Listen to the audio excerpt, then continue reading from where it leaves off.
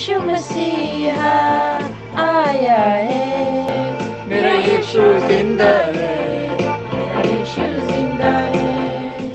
आप मेरा यीशु जिंदा है चैनल देख रहे हैं। यूहन्ना के सुसमाचार के अध्याय 10 श्लोक 10 में परमेश्वर का वचन कहता है कि चोर किसी और काम के लिए नहीं परंतु चुराने और घात करने और नाश करने के लिए आता है। मैं इसलिए आया हूँ कि वे जीवन पाए और बहुतायत से पाए।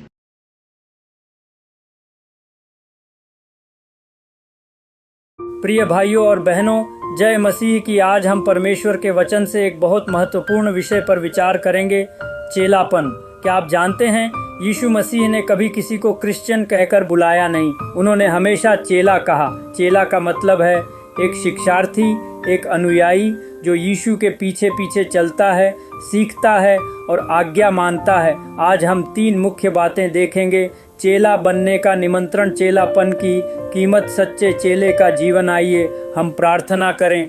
प्रभु यीशु, आज तेरा वचन बोल, हमारे हृदय खोल, हम चेले बने, न कि सिर्फ नाम के क्रिश्चियन। आमीन।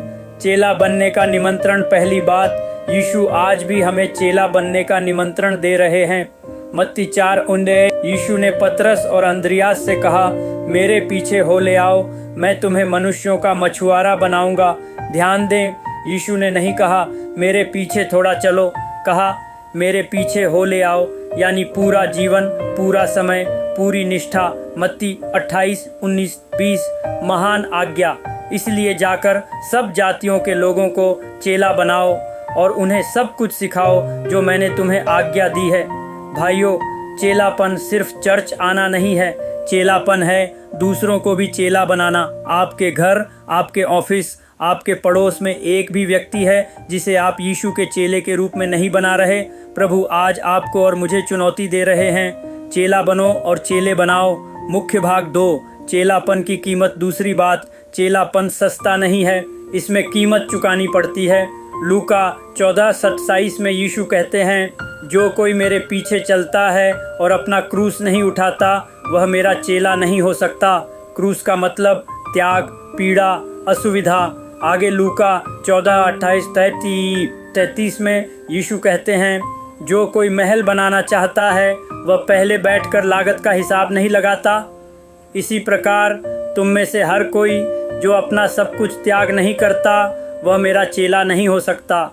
आज बहुत से लोग कहते हैं मैं क्रिश्चियन हूँ, लेकिन जब परिवार विरोध करे, जब जॉब में प्रचार न कर सकें, जब पैसा या आराम छूटे तो पीछे हट जाते हैं। याद रखें, चेलापन कंफर्टेबल क्रिश्चियनिटी नहीं है, यह क्रॉस कैरिंग क्रिश्चियनिटी है। क्या आप तैयार हैं आपका परिवार, आपकी प्रतिष्ठा, आपका भविष्य, सब कुछ यीशु के पैरों में रखने को तैयार?